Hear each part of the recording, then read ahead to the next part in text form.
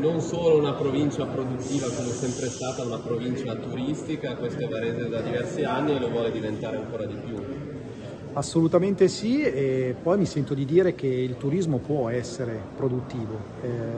Siamo una provincia manifatturiera, questo lo sappiamo, lo resteremo combattendo, denti stretti, ma il turismo deve diventare una realtà altrettanto importante e far sì che possa far crescere anche un PIL ad oggi ancora troppo ridotto rispetto a quello che gli altri territori stanno facendo sempre in ambito turistico.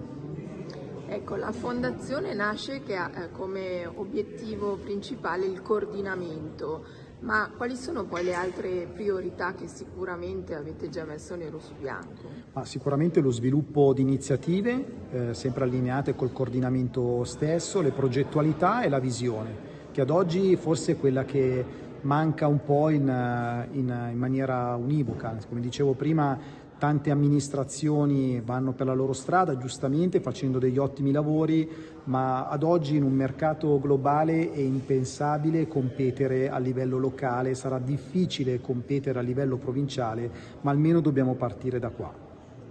Lei ha fatto un esempio che forse è emblematico proprio di quello che stava dicendo prima, che era il collegamento Laveno, Santa Caterina del Sasso. Su cosa state lavorando e quanto, tra virgolette, c'entra con questa fondazione?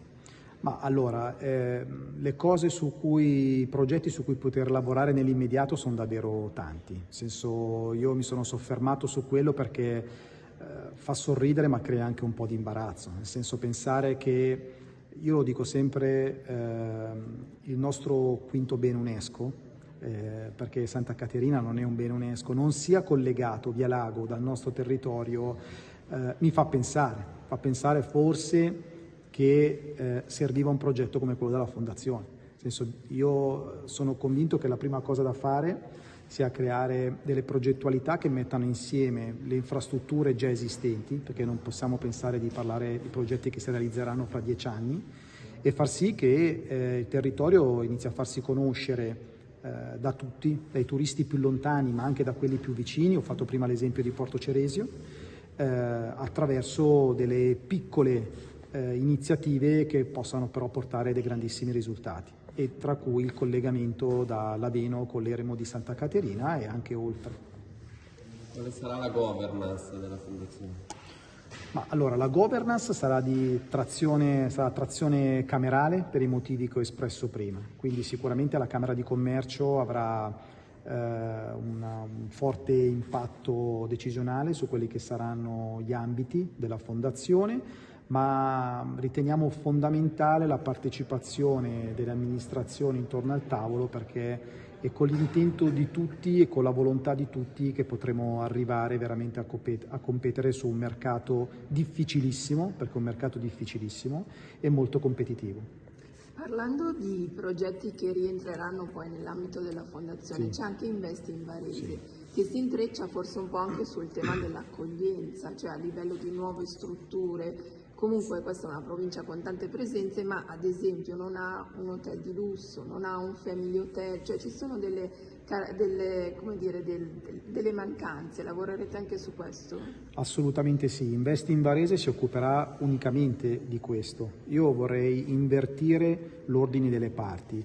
Ad oggi ci sono degli investitori più o meno interessati che arrivano sul nostro territorio, avanzando dei progetti e spesso confrontandosi con delle difficoltà burocratiche amministrative giuste e meno giuste.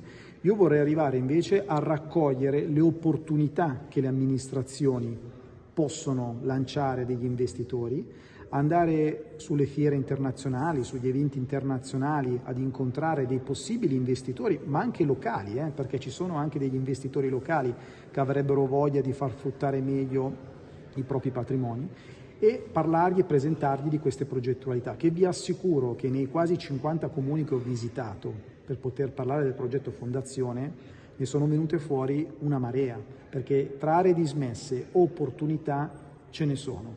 Vanno solo analizzate, viscerate, contestualizzate, perché non in tutti i comuni sicuramente si può realizzare gli stessi ambiti a livello di investimento e vanno poi presentate al pubblico degli investitori stessi.